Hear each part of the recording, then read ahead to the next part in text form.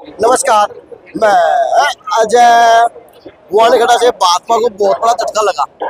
तो बुआनेखड़ा में मुझे पता चल गया था, देखिए कल औपचारिक होती है, ऑफिशियली होती है, और कल आने का काम हुआ। तो भाई साहब नमस्कार। नमस्कार जी। अचानक से घर वापसी।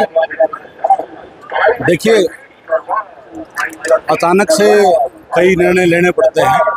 आज टिकट को मिले 20-25 दिन हो चुके हैं, लेकिन जो प्रत्याशी है, एक तो बाहर से आया और दूसरा हमसे कोई पूछना नहीं है, ना कोई कार्यक्रम में हिस्सा, कोई जिम्मेदारी है कोई संगठन की तरफ से। कहने का मतलब ये है कि एक तो अनजाने में गलती हो जाती है, एक जानबूझकर उपेक्षा की जाती है। तो मेरी जानबूझ के उपेक्षा की जा रही थी, और हर एक आदमी का एक अपना व्यक्तिगत एक स्वाभिमान होता है, सेल्फ रिस्पेक्ट होती है, और हम फील्ड के आदमी हैं। हमने कभी भी भाजपा करती है, डिसिप्लिन की पार्टी है, ना खाने वाली पार्टी ना खुआने वाली पार्टी है। भाजपा में तो बिल्कुल साफ सुथरा काम, पारदर्शी वाला काम है। और जो कैंडिडेट आया है वो बुआनेखड़ा से लोकल आया है।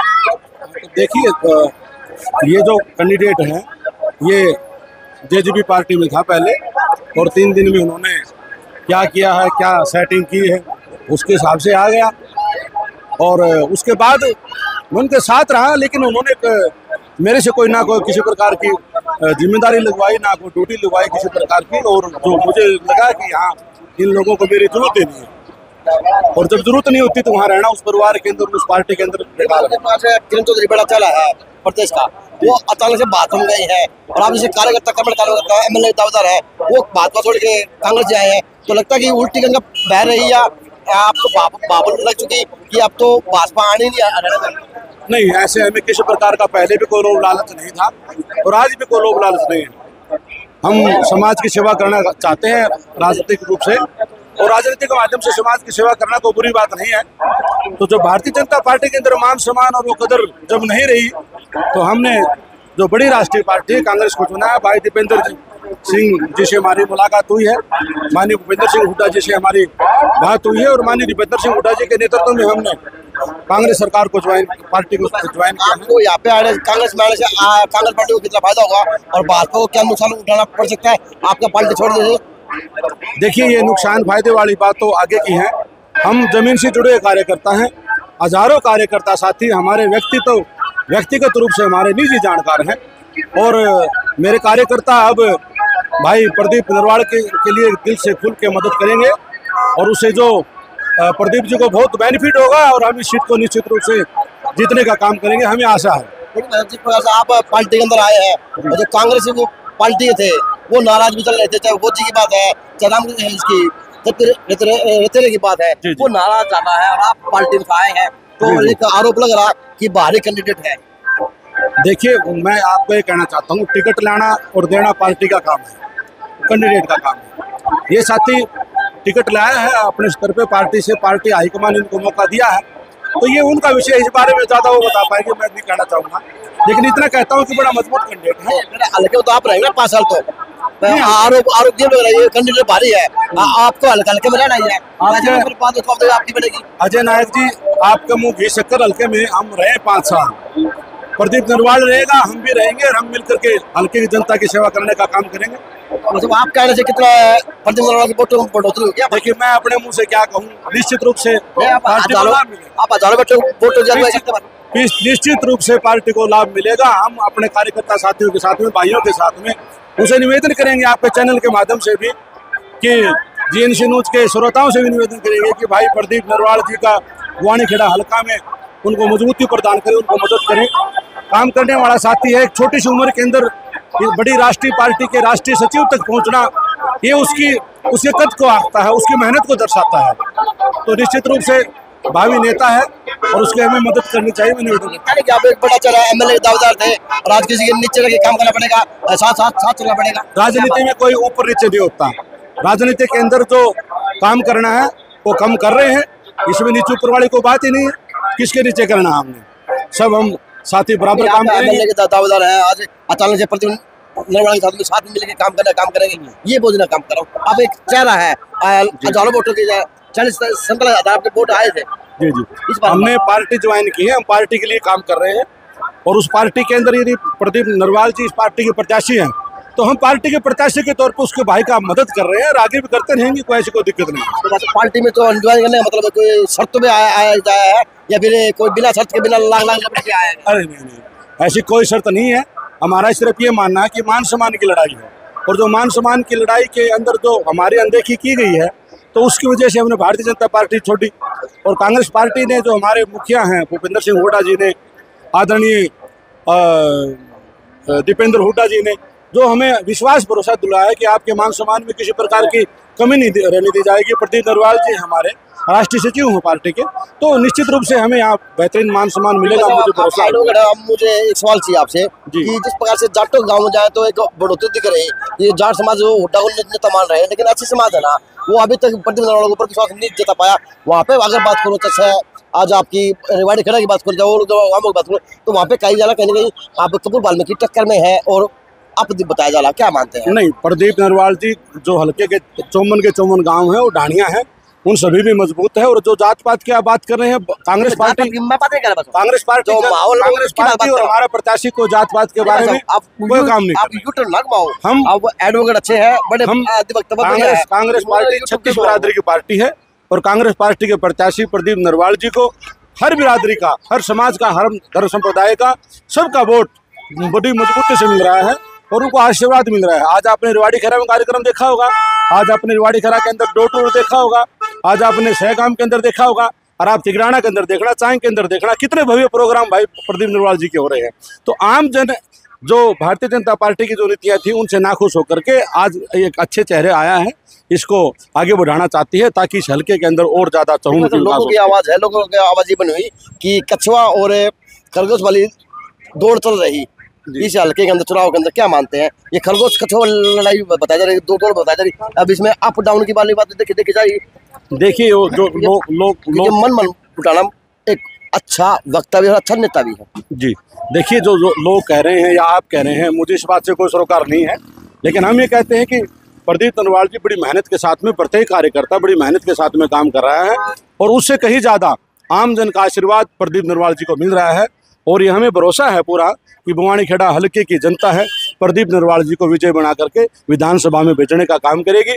और प्रदीप नरवाल जी बवानी खेड़ा हल्के के लिए जितना भी बजट होगा उससे सवा काम कराने का, हल्के के अंदर विकास कराने का काम करेगा। अच्छा, ऐसा नहीं कि व्यक्ति की हवा फैलाया जा रहा हो कि भविष्य बनने के बाद में इसको उप मुख्यमंत्री है या कोई और मंत्रिमंडल या कैबिनेट मंत्री का दर्जा मिलेगा, इस प्रकार की बातें चल रही सोशल मीडिया पे, क्या मानते हैं? देखिए, प्रदीप नरवाल जी कांग्रेस पार्टी के राष्ट्रीय सचिव हैं, और इनके लिए कोई मिनिस्टर बनना या और ये चीज़ बनना कोई बड़ी बात नहीं है।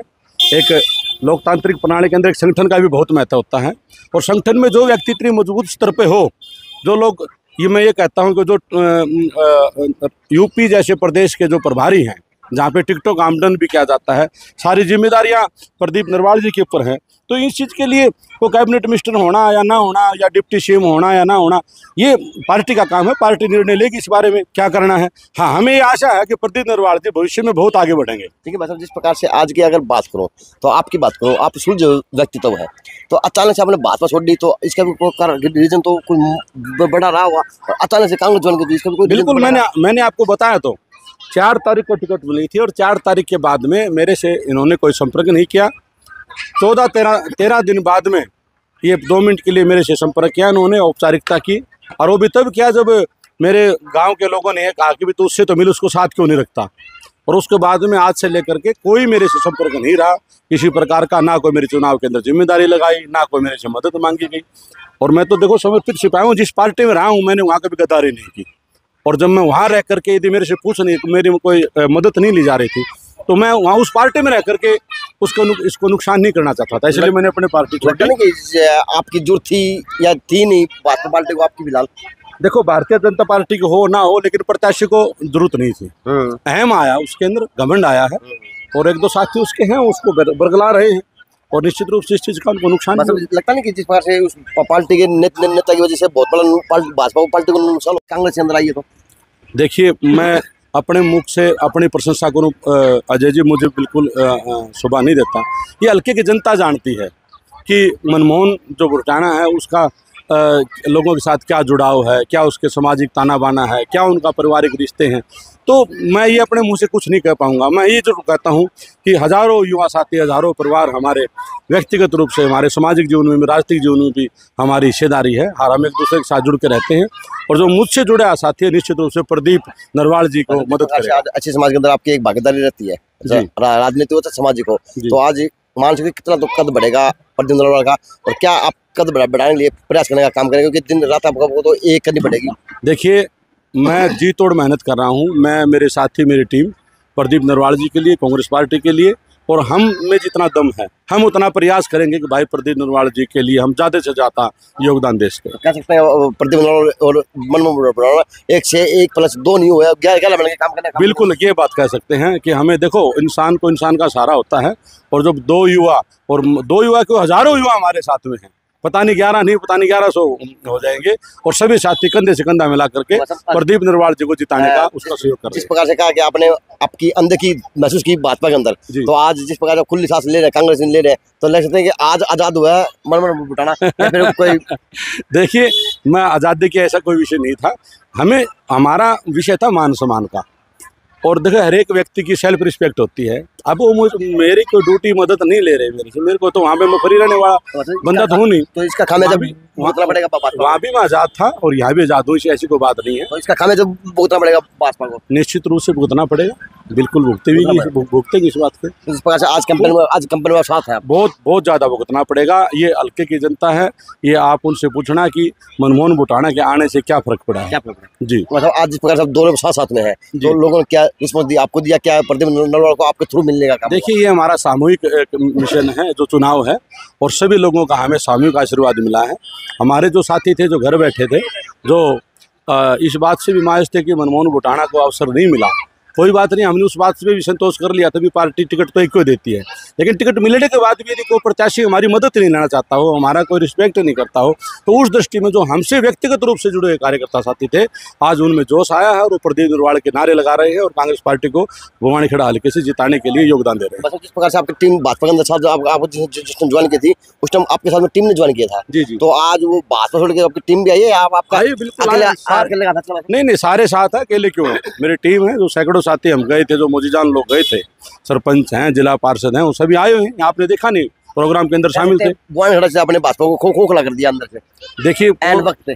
देखिए, ऐसा शब्द मैं यूज नहीं कर सकता, हम एक सामाजिक आदमी हैं। हाँ, हम ये कहेंगे कि एक इन्होंने एक मजबूत साथी को इन्होंने, मैं जाना नहीं चाहता था, लेकिन उन्होंने एक मजबूत साथी को धकेल दिया, जड़ को खो दिया ना।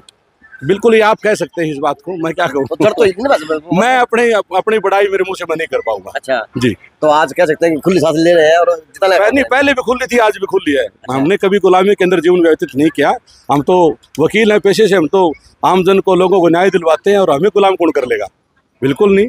चलो, ये तो मान सम्मान की लड़ाई। Thank you sir. Thank you. तो ये है जी, आज रिवाड़ीखेड़ा के अंदर प्रोग्राम है, और मनमोहन बुटाना जी आज एक सर्वे के अंदर साथ में दौड़ पे चलने का काम हो रहा है। अब ये भविष्य के गर्व की बात है, 8 तारीख को किसका पता चलेगा कि मनमोहन सिंह को आने से भाजपा को कितना बड़ा नुकसान झेलना पड़ सकता है, और कांग्रेस को क्या फायदा हो सकता है, क्योंकि 5 तारीख को चुनाव बस, और आज तो मत करना है जी।